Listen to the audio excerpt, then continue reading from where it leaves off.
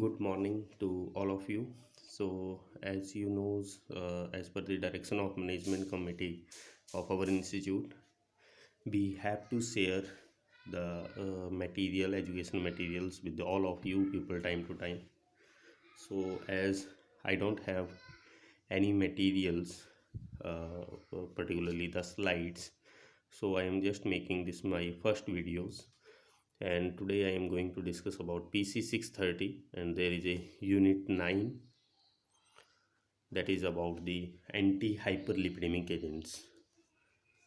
I hope you people are able to see this anti-hyperlipidemic agents. Anti-hyperlipidemic agents, as its name indicates, these are the drugs or the agents which decrease the increased level of lipids.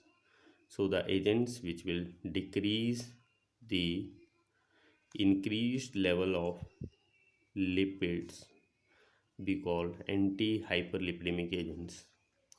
So I hope you all knows these lipids are insoluble in nature. They combines with the proteins and make a lipoproteins, and these lipoproteins are circulated throughout the bodies, and these lipoproteins as per the density categorized into LDL, HDL, VLDL.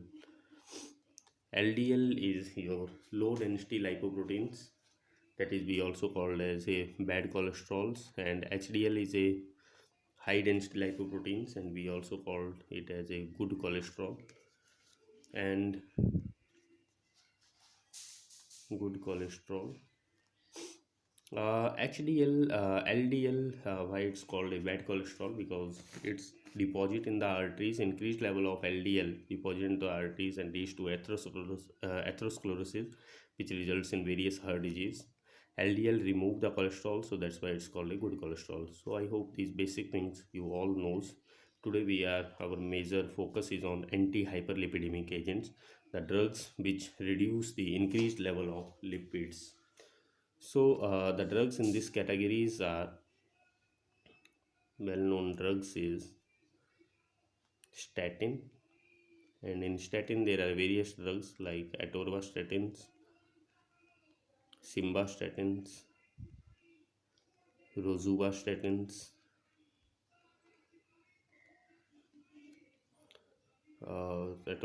fluvastatins. There is a various drugs under statins and well-known drugs which are used as a anti-hyperlipidemic agents. Another drugs are your fibrates. In fibrates there is a phenofibrate, clofibrate. So these are the under category of fibrates. Another drugs under the classification is cholesterol absorption inhibitors, cholesterol absorptions like like ezetimibe. There is a bile acid sequestrants. Bile acid sequestrants drugs are your cholestyramine, colestipol. These are the drugs. There are drugs which are used as a antihyperlipidemic agents are nicotinic acids. One drug which is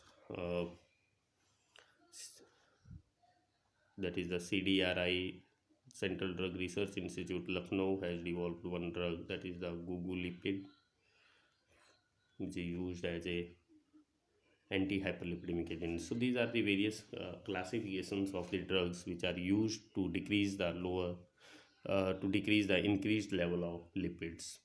So today we are going to discuss first category and well-known category of the drugs is statins. You all knows about the statins, and these are the, and among statin there is a atorvastatin is the drugs which is a high selling drugs under the brand name of Lipitor in 2000, around 2002 or 2003. It's a high selling drugs.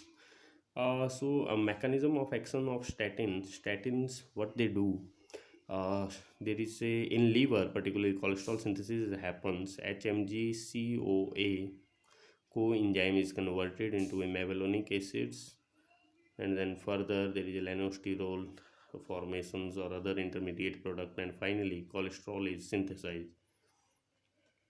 And you know the cholesterol is required for your phospholipids, membranes, or all other steroid hormone synthesis.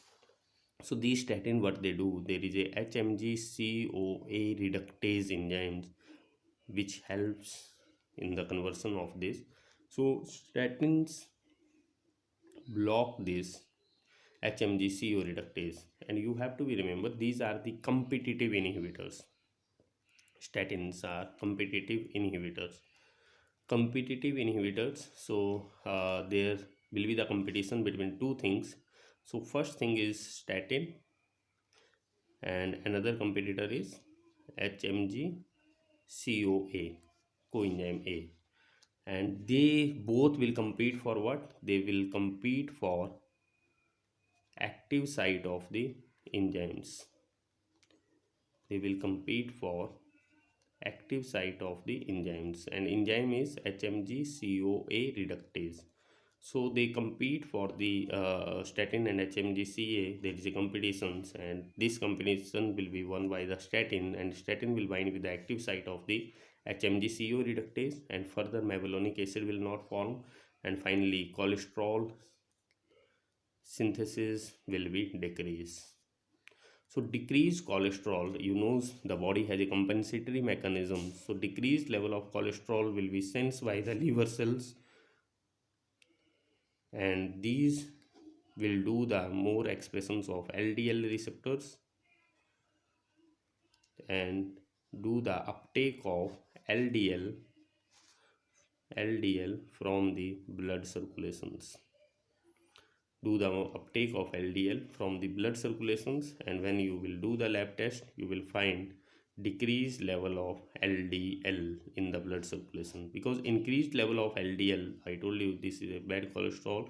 So increased level of LDL will deposit in the arteries, and it will lead to a atherosclerosis, ischemia, and particularly leads to a serious cardiac problems or other serious problems. So these statins, all the statins, if you see in the market, these are available in the form of tablets. Starting dose is 10 mg and maximum dose 80 mg per day, and in the form of tablets these are available.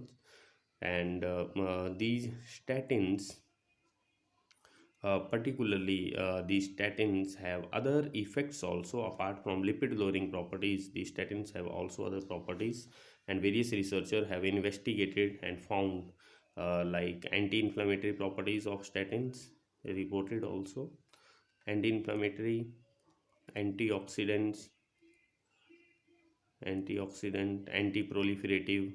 So apart from the agents which shows others therapeutic effect, apart from its approved therapeutic indication, these type of effects we call paleotropic effects. Paleotropic effects, PLEOTROPIC, paleotropic effects. These effects we call paleotropic effects. So a statin have a paleotropic effects like anti-inflammatory, antioxidant, anti-proliferative properties, and various investigation is still going on for these properties of statin. The longer period use of statins will results in, if you talk about the what is the problem will arise with the use of statin is myopathy. This myopathy can be further leads to rhabdolysis also, means muscle breakdowns or muscle problem is the most common uh, ADR reported with the statins. Another problem reported with the statins, it will lead to increase in the hepatic enzymes like SGOT, SGPT. So the patient is on statin, if you will do the test you can find there is an increase in SGOT and SGPT.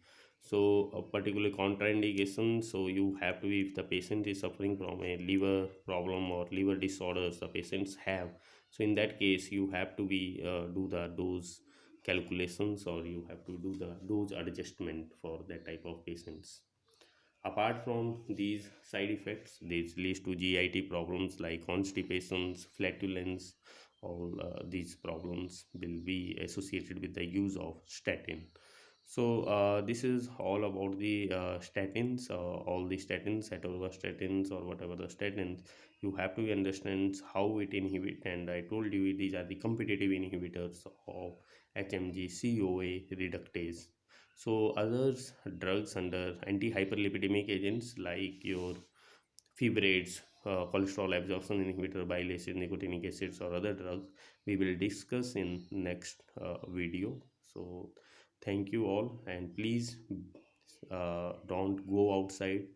Uh, Read the books, think about your project works, all these things, but protect yourselves and protect the others. Thank you.